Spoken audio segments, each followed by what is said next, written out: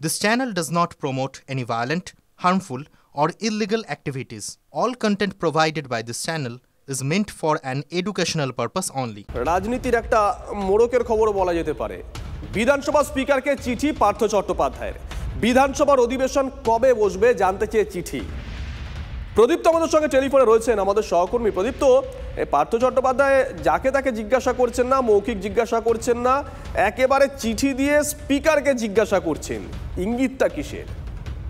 দেখো, তিনি বিধানসভার অধিবেশনে ফিরতে চান। 11ই নভেম্বর তিনি যখন জেল মুক্তির পর নাকতলার বাড়িতে ফেরেন, সংবাদ মাধ্যমের সঙ্গেও কিন্তু তিনি সেই ধরনের কথাই বলেছিলেন। এবার কিন্তু শটান পার্থবাবু তিনি চিঠি দিলেন এবং পার্থ চট্টোপাধ্যায় যেহেতু তৃণমূল কংগ্রেস থেকে সাসপেন্ড, ফলে তার বসার আসন কি হবে তা নিয়েও আমরা যখন স্পিকার বিমানবাবুকে জিজ্ঞেস করেছিলাম, তিনি জানিয়েছিলেন যে পার্থবাবু একজন সিনিয়র এমএলএ, ফলে তাকে ফ্রন্ট রোতে দেওয়া হবে। কিন্তু তারপর গোটা বিষয়টা ধামাচাপা গিয়েছিল, কোনো উচ্চবাচ্য ছিল না। এরই মধ্যে পার্থবাবু তিনি নিজে চিঠি দিলেন বিমান বন্দ্যোপাধ্যায়কে এবং তারই মধ্যে রাজনৈতিক মহল যেটা মনে করছে যে পার্থ চট্টোপাধ্যায় তিনি যে রাজনীতির যে মূল আঙিনা সেখানে তিনি ফিরতে চাইছেন, হয়তো তার আরো কিছু কথা বলার আছে, ফলে সেটা তিনি বিধানসভার অধিবেশনে ব্যবহার করতে চাইছেন বলেই হয়তো এই তার তৎপরতা বলেই মনে করছেন রাজনৈতিক মহলের বিশেষজ্ঞরা। ধন্যবাদ প্রদীপ্ত। পার্থ চট্টোপাধ্যায় পোরখা পলিটিশিয়ান, পরিষদীয় মন্ত্রী ছিলেন একটা সময়।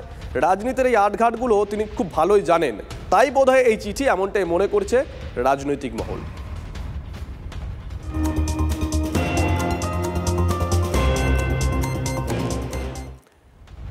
ব্যাক টু ব্যাক আরো একটা বড় খবরের দিকে নজর রাখতে হচ্ছে। প্রায় 2 বছর আগের হামলায় অভিযুক্ত শাহজাহান ঘনিষ্ঠ গ্রেপ্তার।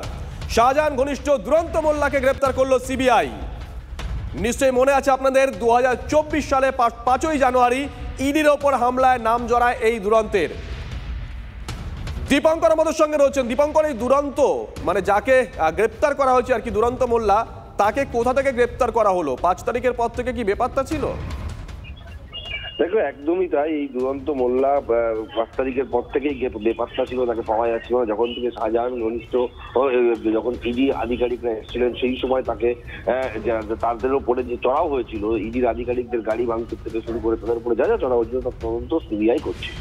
একাধিকবার দুরন্ত মোল্লার বাড়িতে গেছে, কিন্তু দুরন্ত মোল্লাকে পাওয়া যায়নি। আমরা শেষ যা খবর পাচ্ছি, শাহজাহান ঘনিষ্ঠ দুরন্ত মোল্লা দক্ষিণ 24 পরগনায় কোনো একটা জায়গায় লুকিয়েছিলেন, সেখান থেকেই গভীর রাতে তাকে গ্রেপ্তার করেছে সিবিআই, এটা আমরা জানতে পারছি।